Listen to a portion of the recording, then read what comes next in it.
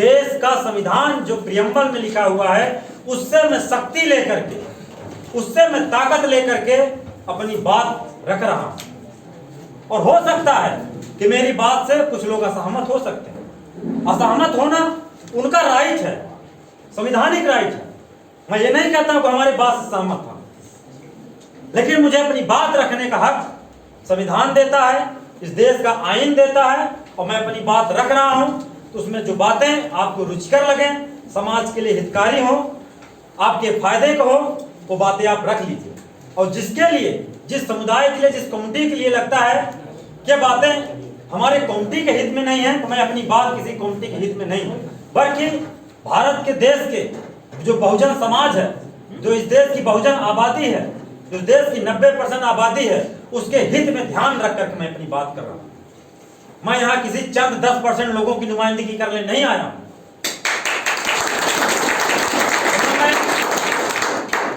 न मैं उनके इंटरेस्ट की बात करने आया हूं। मैं इस देश के 130 करोड़ जो जनता है, उस जनता में जो 90% भाग है, जिसको जगदेव बाबू ने कहा है कि 100 में 90 शोषित हैं, शोषितों ने ललकारा है, धरती धन और राजपाट में 90 भाग हमारा है। हम उस 90% लोगों के 90% अधिकार सुनिश्चित करने के लिए मैं अपनी बात रख रहा हूं। और 90% की बात करना, जिसको बाबा साहब ने ऑपरेस्ट कहा, जिसको जगदेव बाबू ने शोषित कहा, जिसको रामस्वरूप वर्मा ने अर्जक कहा, जिसको सर छोटू राम ने कमेरा कहा, जिसको पेरियार ने ड्रविडियन कहा, मूल निवासी कहा, जिसको हमारे महात्मा ज्योतिबा फूले ने बहुजन कहा। मैं उन सारे विचारों को केंद्र में रख करके अपनी बात कर रहा हूं। और आज इस छात्र सम्मेलन में छत्तीसगढ़ के अलग अलग जिलों से जो हमारे छात्र नौजवान अलग अलग जगह से यहां नुमाइंदगी कर रहे हैं, अपना प्रतिनिधित्व कर रहे हैं, और हमारी बहनें जो कम संख्या में है, और मैं बहुजन आंदोलन को बहुत जिम्मेदारी से समझता हूं। 10 साल में छात्र राजनीति में हो गया, और छात्र राजनीति में इस तरह का कार्यक्रम आयोजन कराना एक बहुत बड़ा जिम्मेदारी वाला काम होता है। इसके लिए मैं बात को धन्यवाद दूं। और ये हमारी कमी है।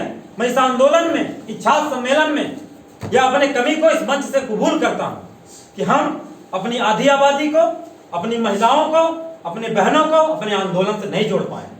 ये हमारी कमी है। इसलिए यहां जितने भी पुरुष बहुजन भाई बैठे हैं, उन सब की जिम्मेदारी है कि ये चेतना का जो स्वर है, चेतना का जो बीज है, ये हमारे अपने जो आधी आबादी, हमारी जो बहुजन महिलाएं हैं, जो श्रमजीवी महिलाएं हैं, जो मेहनत करके जो इस देश को बना रही हैं, समाज चला रही, संवार रही हैं, उन सब के बीच में चेतना बराबर जानी चाहिए। नहीं तो कोई फूलन देवी नहीं पैदा होगी, कोई सावित्री नहीं पैदा होगी, कोई फातिमा शेख नहीं पैदा होगी, कोई दुर्गावती नहीं पैदा होगी, कोई झलकारी बाई नहीं पैदा होगी।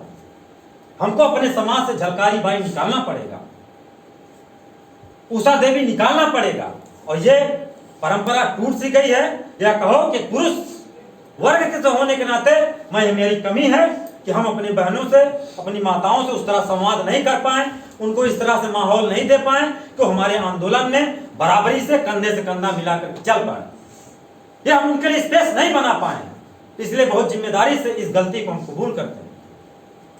और मैं कहा कि मैं इस देश के 90% दार्शनिकों को, 90% समाज के सुधारकों को, इस देश के निर्माण करने वाले, इस देश के अवधारणा को बीज रूप में सरोकार, उसको साकार देने वाले चिंतकों को मैं यहां आपके बीच रख रहा हूं। तो मैं यह बात बड़े दावे से कहना चाहता हूं कि बहुजन समाज दार्शनिक रूप से, वैचारिक रूप से सबसे धनाढ्य वर्ग है, सबसे धनी है। और इसका एग्जाम्पल आप दीवारों पर जो विभूतियां लगी हैं, अगर जिन विभूतियों को आप पूरे जीवन पर्यंत पढ़ लीजिए, आपको विश्व में इंटेलेक्चुअल बनने से कोई नहीं रोक सकता। 'दार्शनिक बहुजन समाज के हैं। जितने सोशल रिफॉर्मर बहुजन समाज से हैं, जिसको मॉडर्न थिंकर बोला जाता है, आप इतिहास में पढ़ते होंगे, पॉलिटिकल साइंस में पढ़ते होंगे, ये सारे थिंकर्स, सारे रिफॉर्मर्स आपके सिलेबस से गायब हैं, नहीं रखा गया है। लेकिन आप शुरू करिए देश का फिलोसफिकल इंटरवेंशन।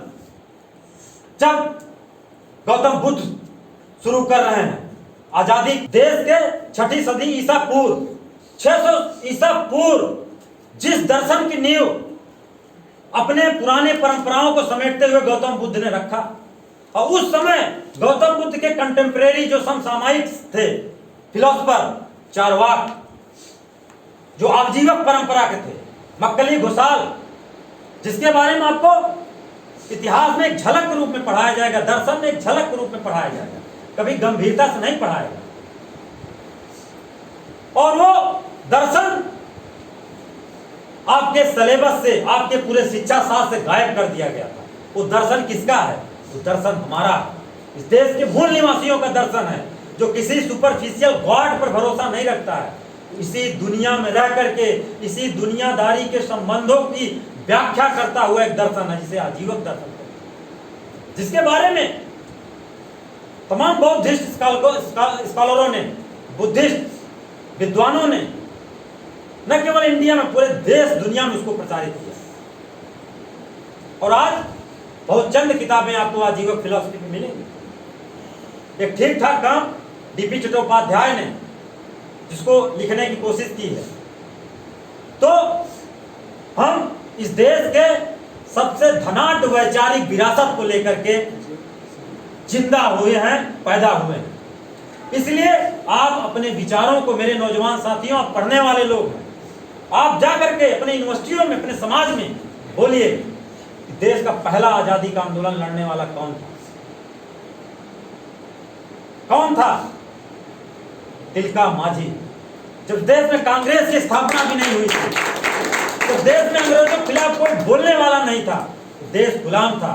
पहला विद्रोह इस देश के आदिवासियों ने किया, और उसका दो कारण था, अब हुआ दिसुम, अब हुआ राज। हमारा देश, हमारा राज होगा, हम किसी के गुलाम नहीं होंगे। इसकी बगावत का सूत्र करने वाले सबसे पहले 1775 में, जिसको अंग्रेजों ने बहुत ही बर्बरता के साथ मारा था, शहीद तिलका मांझी को। जबरा पहाड़िया आंदोलन के नाम से विद्रोह देश के जमींदारों, देश के सेठ साहूकारों और अंग्रेजों के खिलाफ शुरू हुआ।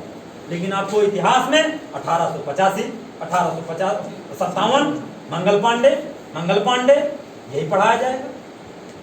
जब मंगल पांडे जैसे लोगों की पैदाइश नहीं हुई थी, तब इस देश में अंग्रेजों के खिलाफ विद्रोह छिड़ा गया। किसी की हिम्मत नहीं थी। अंग्रेजों ने सारा देश जीत लिया था, सारे नवाब सरेंडर कर चुके थे, लेकिन आदिवासी समाज था जिन्होंने सरेंडर करने से मना कर दिया। और यही गुंडाधुर, जिसको छत्तीसगढ़ के इतिहास में नहीं पढ़ाया जाता है, छत्तीसगढ़ के सिलेबस में नहीं पढ़ाया जाता है।